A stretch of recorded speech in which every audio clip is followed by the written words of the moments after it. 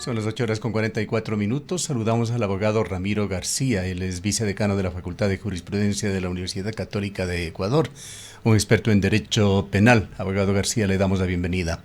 Usted, Muy conocemos, está amable. haciendo una... Solamente una precisión. Sí. Soy ex vicedecano de la Facultad de Jurisprudencia de la Universidad Central del Perfecto. Ecuador. Dejó ya la función. Ok. Gracias, Universidad Central del Ecuador. Actualmente soy director del Instituto de Criminología de la universidad. Perfectamente. Pero sabemos que usted es un experto en derecho penal y que está siguiendo de cerca, como la gran mayoría de ecuatorianos que tienen conciencia sobre los destinos de este país, el caso Metástasis. Y quisiéramos, a través de la lectura de lo que se está exponiendo, develando allí, ¿cómo ve usted esto de los nexos política, narcotráfico, estamentos de poder en Ecuador? Bueno, yo creo que el caso Metástasis se ha constituido en una suerte de baño doloroso de verdad. Y digo doloroso porque si bien hemos tenido episodios anteriores de corrupción judicial, esta corrupción judicial iba ligada a sectores políticos, a sectores económicos, sectores financieros, sectores de contratación pública. Pero hoy vemos a jueces actuando como peones dentro del ajedrez del narcotráfico. Y eso, sin duda, conlleva un nuevo nivel de corrupción. Porque esa, esa corrupción judicial genera un sentimiento de impunidad entre los narcotraficantes, que inclusive los califican, usted habrá visto chats donde Norero los califica a los jueces de suicidas. Es decir, jueces que están dispuestos por dinero a hacer cualquier cosa loca, cualquier cosa por arriesgada que sea. Y claro, ahí encontramos explicación a los fallos, por ejemplo, de este juez Curipayo, que desde Santo Domingo de los Áchilas liberaba gente en Guayaquil, en Quito, en cualquier parte, que devolvía bienes, que liberaba, de acuerdo a uno de los chats, había liberado a 60 narcotraficantes en contubernio con uno de los abogados que estaba actuando como gestor de corrupción. Entonces, es un paño doloroso de verdad, pero a la vez, de una u otra manera, nos revela el caso Metástasis una luz de esperanza, porque esto no lo hemos combatido a bala como en México, como en Colombia, lo ha combatido la institucionalidad. Es decir, este tema se está resolviendo, y esperamos que se resuelva, pero ha iniciado su tramitación en la justicia. Es la fiscalía y son los propios jueces los que están poniendo los temas en orden. Son los jueces los que están dictando prisiones en contra de los jueces. Entonces, esto nos da la esperanza de que todavía existe un atisbo de institucionalidad en el que se puede confiar. Ahora, la fiscal va incluso más arriba y en declaraciones que hizo, me parece que el miércoles de esta semana en una comparecencia, hablaba de que en esta mafia que se está develando dentro del caso Metástasis no mandan, decía, los cabecillas políticos que se encuentran prófugos en Bélgica, sino mandaba Norero desde la cárcel. Sí, bueno, a ver, vemos que existe un entramado muy fuerte, una interacción muy fuerte entre el correísmo y un sector del narcotráfico, y eso resulta evidente, es decir, resulta evidente la relación entre Norero, Jordán y el correísmo, a través inclusive de un asambleísta que llegó a ocupar la vicepresidencia de la Asamblea. Nada más ni nada menos. Estamos hablando del asambleísta Ronnie Aliaga, a quien ellos lo tratan con el alias de El Ruso, y que sus relaciones con Jordán y compañía pues fueron documentadas y expuestas públicamente en su momento por Fernando Villavicencio.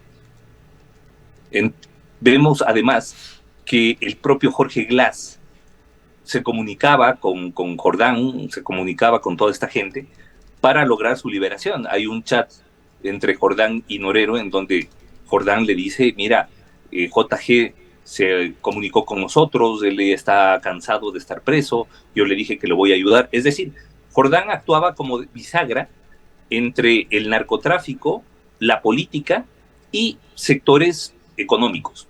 Vemos que la contratación pública también está metida en esto. Es decir, los tentáculos del narcotráfico metidos en la institucionalidad judicial, en la institucionalidad política, en el periodismo, y en diferentes sectores económicos y de contratación pública. Esto es sumamente grave, pero además, de ninguna manera podemos caer en la ingenuidad de pensar que con esto se acabó el problema. No, esto es la punta del iceberg nada más, porque existen una serie de otros actores del narcotráfico que están actuando también. Y que en este momento, claro, Norero ya murió, pero las organizaciones de criminalidad organizada siguen actuando. Y vemos que siguen siendo favorecidos con decisiones judiciales inadecuadas. Sabemos que las organizaciones mafiosas del narcotráfico tienen una similitud, esa metáfora de la hidra, de que se corta una cabeza y aparecen dos o más. La fiscal en sus declaraciones ha señalado que el caso Norero, el caso Metástasis, no son sino aristas de varias otras cosas igual o más graves que están sucediendo en Ecuador. ¿Qué piensa usted al respecto? Sí, sin duda, sin duda. Esto es una muestra de un gran problema que está corroyendo como cáncer al país, sí, sin duda. Yo creo que el, el, el nombre del operativo muestra claramente cuál es el nivel de impregnación, ¿no? Porque la metástasis médicamente se produce cuando el cáncer ha tomado todo el cuerpo, y creo que esto revela un poco el nivel de impregnación del narcotráfico en los diferentes sectores de la sociedad, porque hemos visto que inclusive sectores del periodismo, sectores de la economía, sectores de la policía, del sistema de rehabilitación social y por supuesto judicial, pero del más alto nivel. Es decir, en el caso Metástasis cae preso nada más ni nada menos que el presidente del Consejo de la Judicatura, Y que no es poco. esto nos lleva al tema de la consulta popular.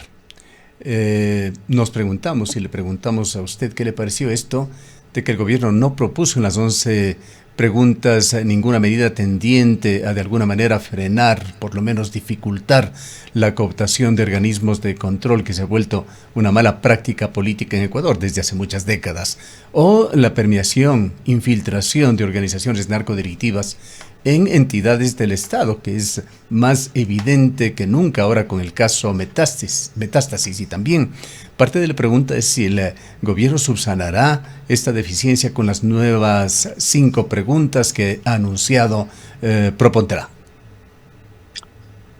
Bueno, yo creo que el gobierno, a través de las 11 preguntas, porque dicen que va a haber 5 más, vamos a ver, cuyo texto todavía no conocemos, pero a través de las 11 preguntas está desperdiciando una oportunidad importantísima, la de convocar a la ciudadanía, al soberano, al mandante, para que decida respecto de cambios estructurales.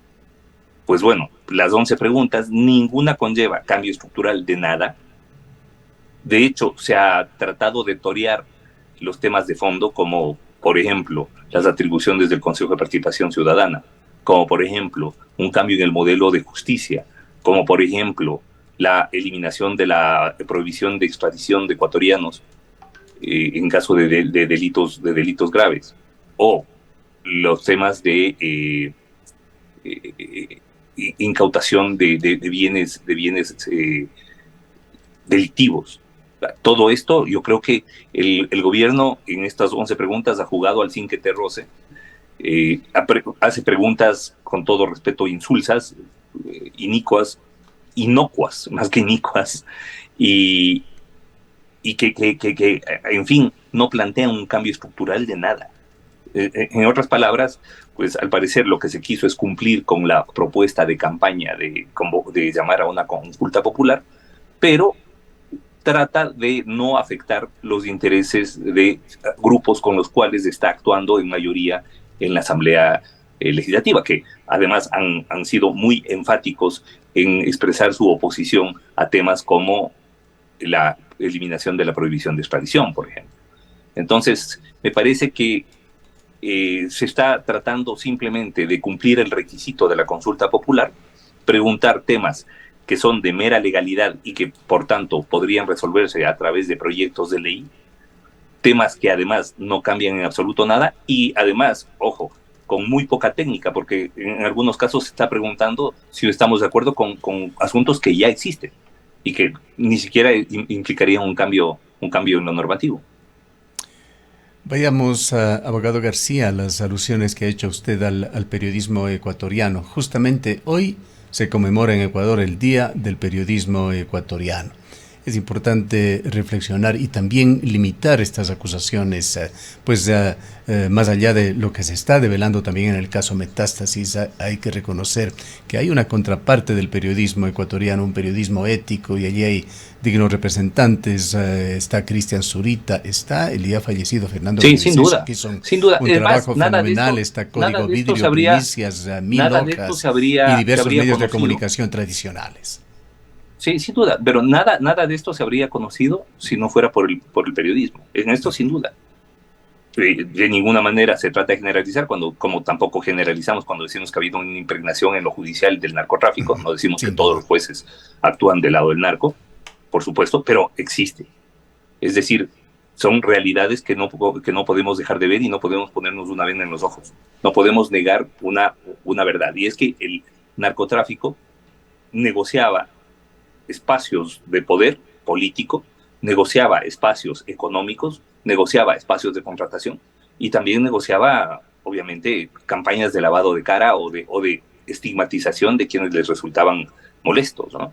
Entonces, claro, es lastimoso porque además, ojo, quienes hemos llevado la peor parte en este caso Metástasis creo que hemos sido los abogados, que creo que nuestro grupo profesional ha sido el que ha salido más golpeado de esto, y eso lo digo con mucha pena y mucho dolor, como 2 veces expresidente del Colegio de Abogados de Pichincha y 2 veces expresidente de la Federación Nacional de Abogados del Ecuador.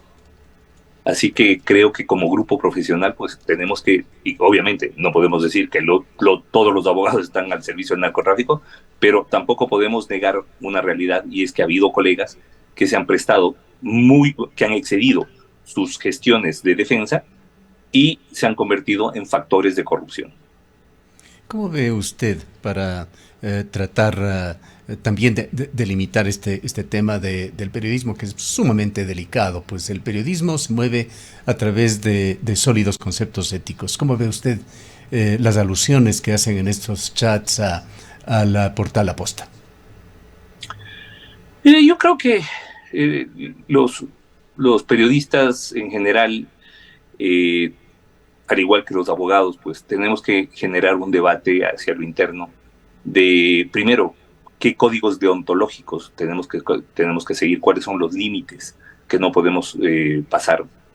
Y yo creo que esa visión absolutamente liberal de la profesión, en donde cada cual haga lo que le da la gana, no se compadece con el momento actual, con el momento sociopolítico actual. Y creo que es fundamental que los periodistas también hagan un examen a lo interno de cuáles son las líneas rojas que no se pueden superar y cuáles son las actuaciones que resultan inadmisibles en el periodismo. El propio periodista Boscan ha calificado de asquerosas sus chats con el narcotraficante Norero. Así que creo que esto me releva de comentarios adicionales sobre el tema. Eh, las redes sociales son otro tema que vale la pena meditar, que se encuentran entre esos límites del libre albedrío y también la fácil manipulación. Lo aborda el politólogo ecuatoriano Jaime Durán Barba en un reciente libro, y tenemos claros ejemplos de la importancia de las redes sociales. Daniel Noboa prácticamente no invirtió en su campaña política en medios tradicionales, particularmente en radio. Lo hizo fundamentalmente en las redes sociales. ¿Qué reflexiones tiene usted sobre el papel que están jugando las redes sociales en este Ecuador contemporáneo? Bueno, las redes sociales cambió el mundo, cambió la forma de interacción, cambió la forma de comunicación. Ha generado una nueva estructura de pensamiento a nivel mundial. Esto que estamos haciendo usted y yo en este momento es producto de eso, justamente. Es decir, ya no necesitamos un canal de televisión instalado para poder vernos las caras y para poder transmitir nuestras ideas al público en general.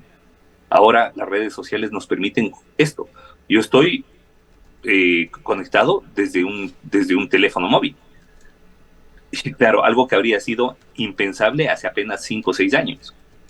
Y es más, yo creo que estamos a puertas de nuevos cambios muy fuertes todavía, como el que se va a introducir con los temas de inteligencia artificial. Esto va a cambiar completamente el ámbito de la comunicación y de la interacción, porque va a llegar un momento en que usted no sabrá si está hablando conmigo o con un avatar al que yo puse ahí para dar contestaciones como un chatbot. Entonces, yo creo que todo esto pues va a reconfigurar no solamente la comunicación, la política, sin lugar a dudas. Es decir, en este momento, un candidato que está pensando en manejarse a través de periódicos y radios tradicionales es un candidato que no va a llegar al grueso del electorado. Porque resulta que el grueso del electorado, que va entre los 17 y los 28 años, no compra el periódico y en muchos casos no escucha la radio tradicional. Quienes ya estamos un poco más mayorcitos, todavía aprendemos del auto y escuchamos cuando vamos en el auto, por ejemplo, o cuando vamos en un taxi, escuchamos la radio tradicional.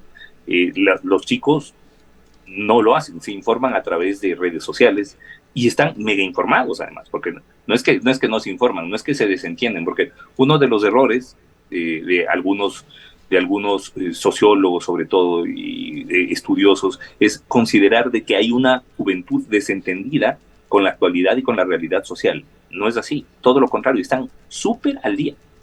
El problema es que ya nos informan a través de los medios que nosotros nos informamos. Y eso hace que, claro, tengan una información diferente, a veces mucho más compleja, mucho más completa, pero diferente, con una visión diferente de la que nosotros tenemos. Así que esto, lo que estamos haciendo en este momento, ya no es el futuro, es el presente. Claro, el problema que se presenta con las redes sociales es que tiene la magia de canalizar qué es lo que quiere que se vea, qué es lo que quiere que se escuche con este manejo de la Big Data. Esto no quita la libertad de la persona, pero de alguna manera, sin que se dé cuenta, en muchos casos lo somete y genera opinión pública y muy fuerte. Sin duda, es una forma de manipulación. A ver, manipulación ha habido de siempre desde la información. Es decir, antes, con los medios tradicionales, cuando teníamos, por ejemplo, piensa en su infancia, o en la mía. En nuestra infancia teníamos 3 canales de televisión a lo mucho. Y obviamente nos informábamos en base de lo que esos 3 canales querían que sepamos. Y ellos decidían qué se callaban y qué informaban. Ahora es mucho más amplio, pero ahora es el algoritmo, ahora es la inteligencia artificial la que le da a cada quien lo que quiere, lo que quiere escuchar o lo que quiere saber. En mi caso, por ejemplo, le doy un ejemplo. Yo entreno todos los días un arte marcial que se llama Muay Thai, que es un arte marcial tailandés. Bueno, pues a partir de que empecé a entrenar, me empezaron a salir en mis redes sociales información sobre Tailandia, su comida, los viajes, sus playas, cosas así. Entonces, evidentemente, hay un algoritmo que nos ve, es una especie de Big Brother, un gran hermano, y que a cada quien nos da lo que nosotros queremos hoy, y obviamente hay el riesgo de los sesgos, ¿no? En la información y la comunicación. Sí, y hay la importancia quizá que no debemos perder las personas de conscientemente diversificar las fuentes. En todo caso, vayamos ya a la parte final y hablemos sobre los abogados, sobre las organizaciones de derecho y de administración de justicia en Ecuador. ¿Qué cree debe pasar en los momentos actuales con respecto al Consejo de la Judicatura, a la Corte Nacional de Justicia, que renovará su presidencia el próximo mes, al Consejo de Participación Ciudadana y Control Social, que nomina buena parte de los funcionarios públicos en estas entidades? Recientemente Santiago Basabe, que usted lo conoce, politólogo, sociólogo, sí, hablaba de la necesidad de formar mejor a los profesionales del derecho en Ecuador, de inculcar principios éticos, y él hablaba de una necesidad imperiosa de la formación de una escuela o academia de alto nivel de derecho judicial. Conozco el artículo de Santiago, con quien me une una buena amistad, además, a quien respeto mucho como abogado, porque es abogado, y como académico. Yo creo que concuerdo plenamente en que no es posible que tengamos una mejor administración de justicia si no tenemos mejores facultades de jurisprudencia. Uno de los grandes factores del problema judicial es la inadecuada formación de operadores judiciales, inadecuada formación de abogados. Y no solamente desde lo ético, desde lo académico. Y yo creo que, sobre todo, quienes somos parte de la universidad pública, somos los llamados a prestar más atención todavía y a generar mayores cambios. Por otro lado, es fundamental que dentro de la propia justicia exista procesos de evaluación permanente, que no ha existido, que no ha habido. Y de esa manera, pues lo que se ha generado es jueces que han considerado que pueden actuar impunemente, hacer lo que les da la gana, bajo el argumento de soy juez y por lo tanto, y como nadie me controla, como no hay evaluación, entonces puedo hacer lo que yo quiera. Es fundamental una depuración inmediata de lo judicial a todo nivel, pero absolutamente a todo nivel. Es fundamental que el Estado, a través de todas sus funciones, se comprometa a una mejor administración de justicia. Y digo que se comprometa porque, ojo, si queremos una mejor administración de justicia necesitamos actos específicos, necesitamos generar procesos específicos, y esos procesos van de la mano, por ejemplo, de lo presupuestario. O sea, no se puede hacer evaluaciones a jueces sin presupuesto, por ejemplo. No se puede generar una mejor administración de justicia sin las reformas legales que el legislativo tiene que aprobar. Y obviamente se tiene que cambiar el modelo de gestión del Consejo de la Judicatura. Tiene que haber un modelo diferente de control administrativo disciplinario. Y yo creería que esos son los temas en los que debería enfocarse, por ejemplo, la consulta popular del presidente Noboa, y no en temas como los casinos o preguntarnos si está usted de acuerdo con la evaluación de los jueces y el análisis de su patrimonio, lo cual existe desde hace décadas. Y que es una obligación que tiene que hacer el Consejo de la Judicatura, que no ha cumplido. Por supuesto que está en el Código Orgánico de la Función Judicial y que está en la propia Constitución, porque todos los funcionarios públicos están sometidos a evaluaciones periódicas. Bien. Le agradecemos mucho por habernos atendido. A usted, muchísimas gracias por la invitación. Siempre un gusto poder compartir este espacio. Declaraciones del abogado Ramiro García. Y un saludo para mi querida Cuenca, además. Gracias, abogado García. El abogado Ramiro García fue vicedecano de la Facultad de Jurisprudencia de la Universidad Central y es un experto en Derecho Penal. Son las 9:07.